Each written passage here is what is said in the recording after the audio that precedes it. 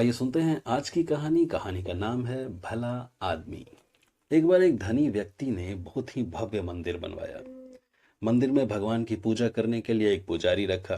मंदिर के खर्चे उठाने के लिए उसने काफी सारी भूमि, खेत, बागीचे मंदिर के ही नाम कर दिए।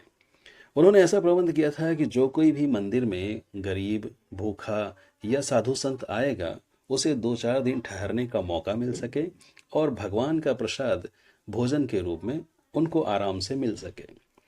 अब उन्हें एक ऐसे इंसान की जरूरत थी जो मंदिर की संपत्ति का सही रूप से प्रबंध कर सके और मंदिर के सब कामों को ठीक ठाक चला सके। इस काम के लिए बहुत से लोग उससे मिलने के लिए आए। वे लोग जानते थे कि यदि मंदिर की व्यवस्था का काम मिल जाए तो वेतन भी बहुत अच्छा मिलेगा। लेकिन उस व्यक्ति ने सभी को लौटा दिया और वो बोला कि मैं इसके लिए खुद ही अपने प्रयास से किसी को ढूंढूंगा जो मुझे लगेगा कि सबसे बेहतर तरीके से वो मंदिर की देखभाल या व्यवस्था का काम देख सकता है।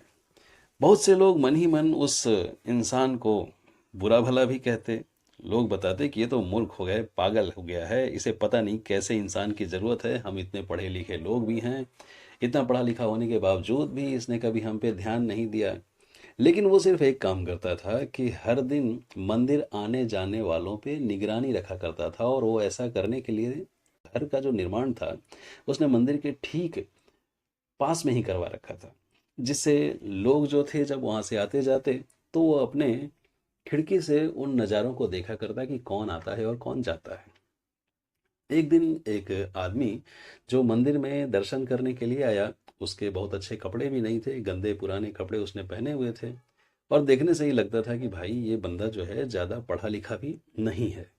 लेकिन जब भगवान के दर्शन के लिए वो वहाँ पे आया तो उस इंसान ने अपने कर्मचारियों से बोल के उस बंदे को, उस इंसान को अपने पास बुलवाया और उससे ये पूछा कि क्या आप मेरे मंदिर का कार्यभार संभाल सकेंगे, आप इसकी देखभाल कर सकेंगे।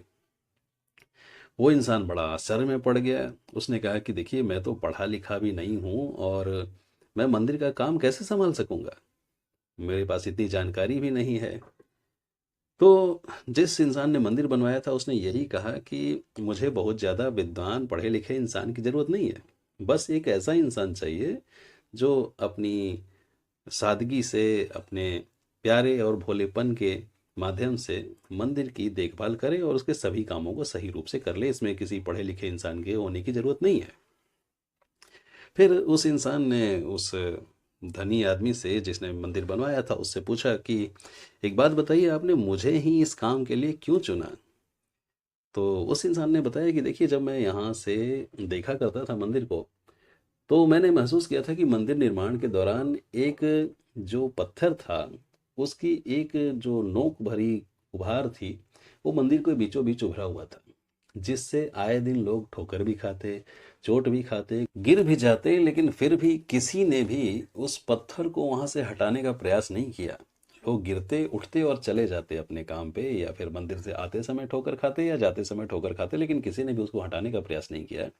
और मैंने यहाँ से यही देखा कि आप जब वहाँ से गुजर रहे थे तो वहाँ आपको चोट न लगने के बावजूद भी आपने उस पत्थर को निकाला वहाँ से।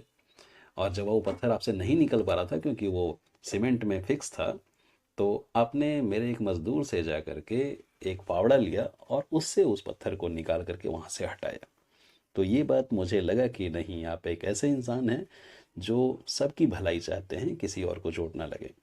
तो उस इंसान ने कहा जो गरीब था कि भाई इसमें कौन सी बड़ी बात है, ये तो हर आदमी का कर्तव्य है कि वो ऐसा काम करे कि किसी दूसरे को नुकसान ना हो। बोला बस मुझे इसी तरह के इंसान की ज़रूरत थी, तो मुझे लगता है कि मुझे मंदिर का कर्ता धर्ता मिल गया है।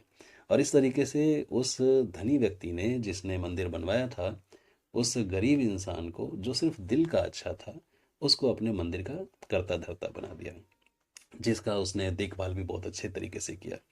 तो कहानी से शिक्षा ये मिलती है कि हमें हमेशा दूसरों की भलाई के लिए भी सोचना चाहिए, केवल स्वार्थ नहीं सोचना चाहिए।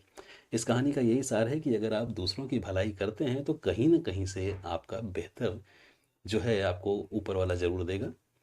तो ये थी आज की कहानी। फिर मिलेंगे एक नई कहानी के साथ, तब तक के लिए नमस्कार।